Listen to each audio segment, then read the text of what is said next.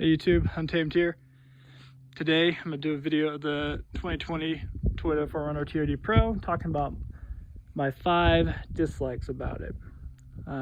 Hate's a strong word, but these are 5 things that I would consider changing, and if I were Toyota, that I would maybe consider implementing. But first we'll do a guest appearance of the puppy dogs.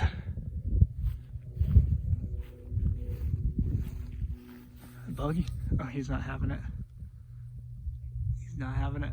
Zilla, come here.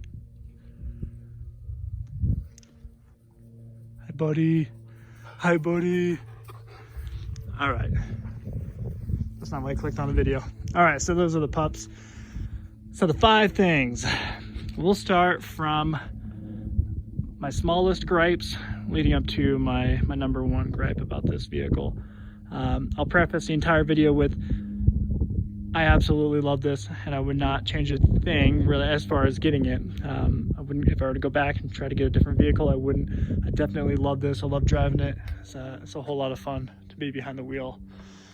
All right, so we'll start from the bottom of the list. So my number 5 gripe would be the headlights. So I think if you are familiar with this vehicle, you've heard it before. The headlights, they look awesome. I love the way they look. However, you get LEDs down below. And then you get the standard, I forget what they're called, that halogens up here. What are they called? So pretty much, you know, the white lights down here, and then the yellow lights up top, which looks pretty bad. I don't understand why Toyota would not match them with both LED lights. So that was my number 1 thing that I did. I swapped in LEDs up top, and it looks a lot better. So that'd be my smallest gripe about it. Actually, you know what? I'll tie this into it as well. So if you have a 2020 4Runner, and it has the adaptive cruise control, this guy right here.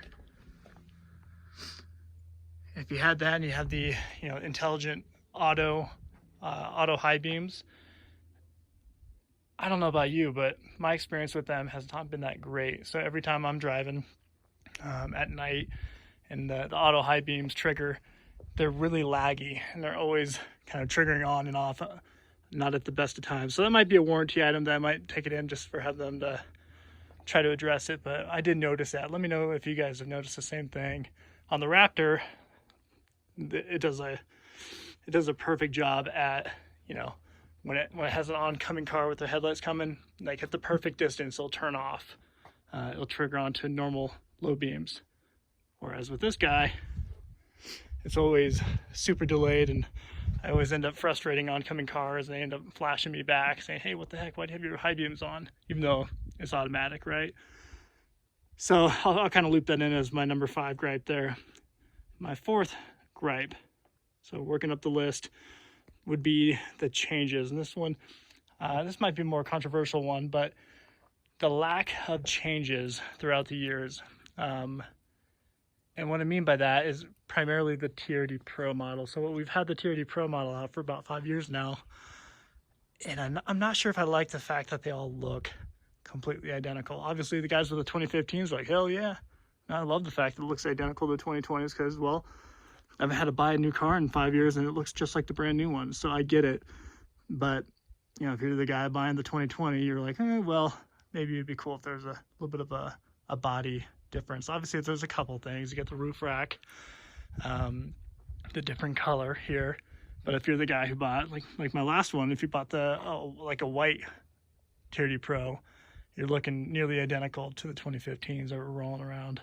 So that one might be a little bit of a controversial one, like I said, because people love the fact that, hey, it has remained the same. If it's not broke, don't fix it, right? So I get it, but that is a gripe that I have.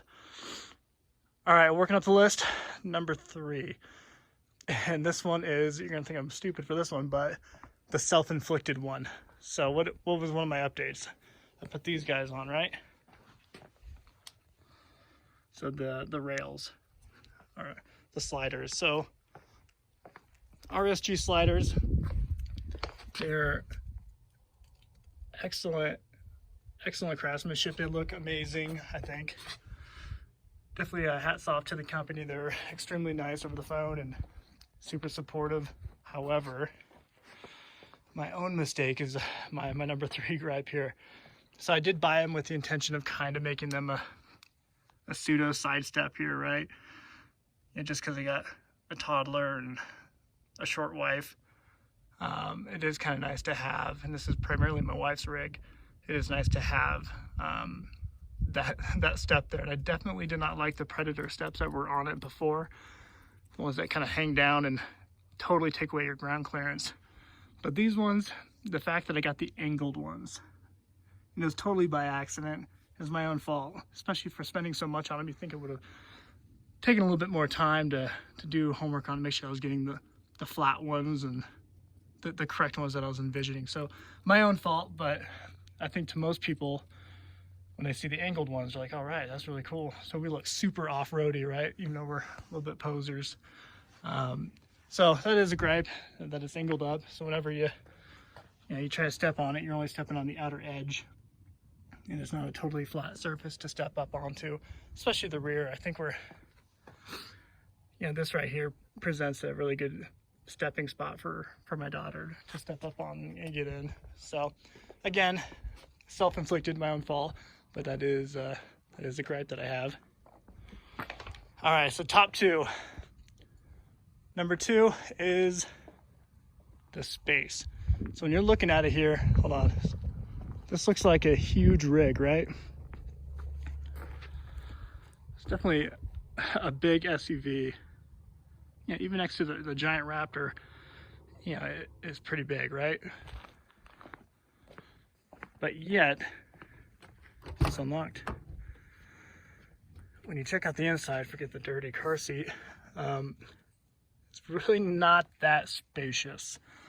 Spacious enough, obviously. I mean, you got 2 kiddos and they sit back here just fine.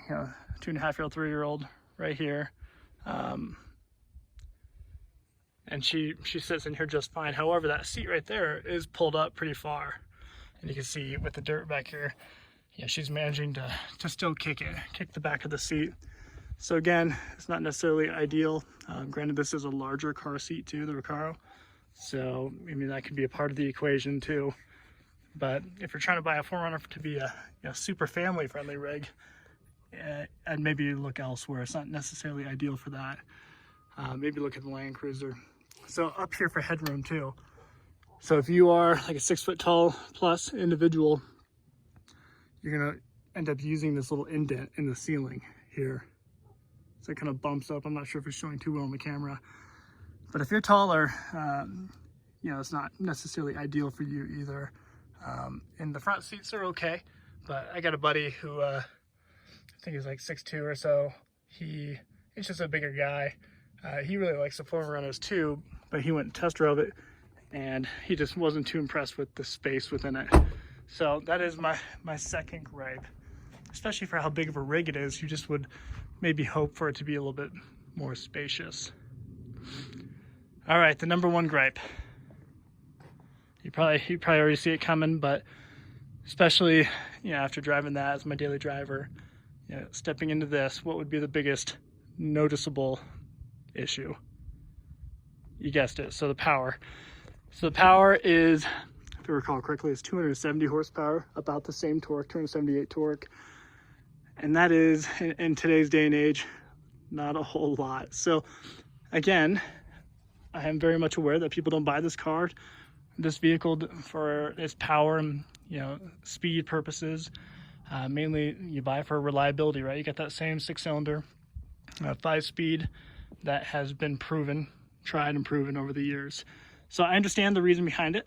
However, when I'm getting on a freeway or I'm trying to pass somebody, it is a little bit more difficult. It's a little bit more of a production doing that kind of thing, versus in a Raptor, the turbos, you just hit the throttle and you're zipping around anybody. Whereas that's not the case with this one. So the power, that is my number 1 gripe. And I'm sure if you follow the 4Runner, if you have a 4Runner, you know what I'm talking about. But fortunately with the 2020, it does have that TRD catback exhaust. It absolutely is a placebo effect, if you will. So she's filthy. It must be like a placebo effect that you feel like it is faster just because you got that louder exhaust, and you really do. Just hearing it rev out as you're getting onto a freeway, you do feel like it is fast, especially coming from the 2019. Like, you do notice a bit of a difference there, and it really, that really can't add too much more horsepower. Maybe 1 or 2 realistically. So it isn't faster than the previous version, but you definitely notice it. But there you have it. There are the top 5 things that I dislike about the 4Runner TRD Pro. I'll follow this with a video, of course, with the top 5 things I like. Hopefully you guys don't beat me up too much for these things. I know a couple of them are pretty small. But as always, thank you for watching.